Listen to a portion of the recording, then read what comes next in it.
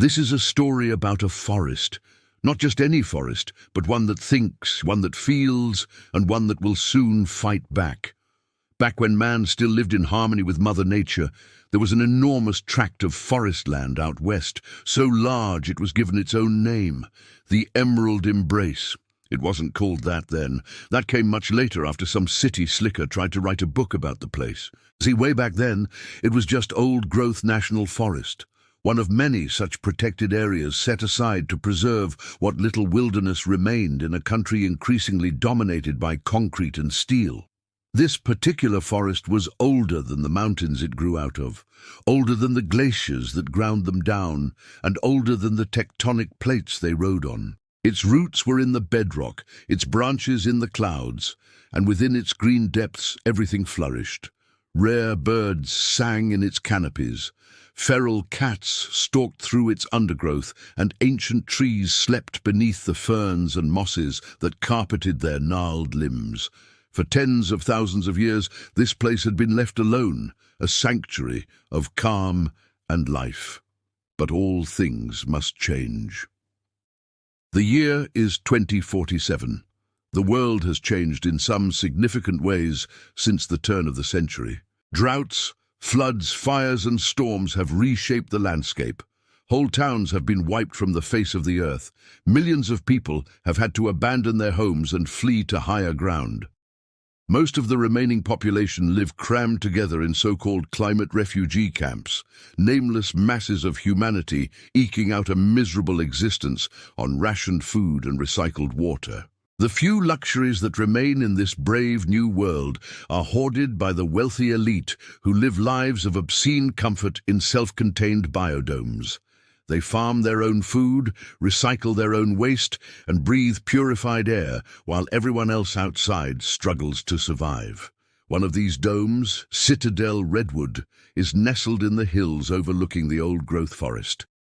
Inside its glass walls is a world of luxury maintained at a cost. You see, the residents of these high-tech fortresses don't just farm their own food.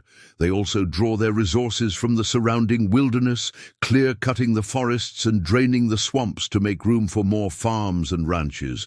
All the wildlife is corralled into enclosed preserves where it's bred for sport or simply kept around for the pleasure of the rich.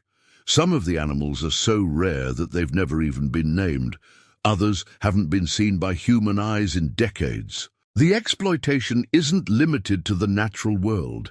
Many of the people living outside the citadel walls are lured inside with false promises of work and decent living conditions only to find themselves trapped in servitude. While the lucky ones get jobs working in the kitchens or cleaning the latrines, most are condemned to work the fields or worse, used as test subjects for experiments conducted by the Citadel's scientists. These experiments often involve genetic modification of plants and animals, creating new breeds of crops and livestock better suited to the harsh environment outside. Sometimes the results of these experiments are released into the wild to see if they can survive. But with so many species already driven to extinction, what chance do these poor creatures really have? There is one thing that can be said about the people living in the Citadel. They're resourceful, perhaps too resourceful. Over the years, they've carved out a life of luxury for themselves in the middle of a dying world. But how long can that last? They're draining the soil and poisoning the groundwater. What happens when the crops fail and the wells run dry? Well, we're about to find out because something big is coming. Something sentient. It starts subtly with the trees. At first, it's just a rustling in the leaves when there's no wind. Then the branches begin to twist and contort, reaching out like skeletal fingers. But it's not just the trees. The very flora and fauna of the forest seem to writhe and coil. Vines and creepers writhe like serpents. Flowers wilt and twist into grotesque shapes. And the birds, once so beautiful, now screech and squawk from the safety of the treetops, watching the newcomers with beady eyes. At first, the people in the citadel don't notice anything unusual. After all, they've been living among nature's wonders for most of their lives. But as time goes on, the disturbances in the forest become harder to ignore. The plants begin to attack anyone who comes too close. Thorny vines reach out and snag at clothing, tearing at exposed skin with needle-sharp barbs. Poison ivy blooms in vibrant patterns, masking its oily, toxic leaves behind a facade of beauty. And the trees, oh, the trees grow ever more hostile, their branches crashing down on unsuspecting visitors, their roots rising up and tripping them into thorny thickets. Fear begins to take hold of the people in the citadel. Superstitions spread like wildfire, and soon no one dares venture into the woods. But fear is just the beginning. As the attacks grow bolder, the citadel dwellers realize that the forest itself is out to get them. Entire families are wiped out when their boats capsize on the river or their cars break down along the forest roads. Houses are burned to the ground and livestock found slaughtered in their pens. Nothing is safe. Nowhere is secure. The forest is fighting back, and it won't stop until every last person is dead. But why? What has the citadel done to deserve the forest's wrath? Well, it's not personal. You see, the forest doesn't hate the citadel dwellers. It doesn't hate anyone. All it knows is that its home is being destroyed and its inhabitants poisoned. It doesn't understand the concept of humanity, let alone its internal divisions. To the forest, they're all just invaders.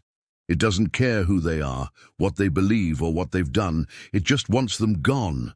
And it's not going to stop until it gets what it wants. So the forest fights back in any way it can.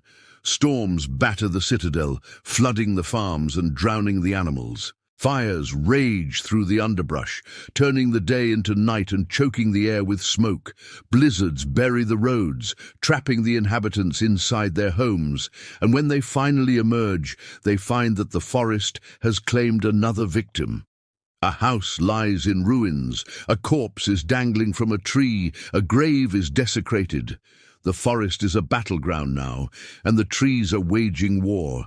The people in the citadel are terrified. They've never known anything like this before. They've grown soft and decadent, living lives of luxury and ease. They've forgotten what it means to be human, to struggle, to adapt, to overcome. But they have no choice now. They must fight back or die. We don't know how the story ends because it hasn't happened yet. But we do know one thing: the forest is patient. It's been here since before the first human settlements, and it will be here long after the last citadel falls. The trees are the true masters of this world, and they'll defend their domain with tooth and nail. And that, my friends, is why you should never mess with Mother Nature. She may be beautiful and life-giving, but she's also primal and merciless. And when she turns against you, there's no hope of escape. If you enjoyed this story, please leave us a like and check out our other videos. With that said, until next time, remember, the forest is watching.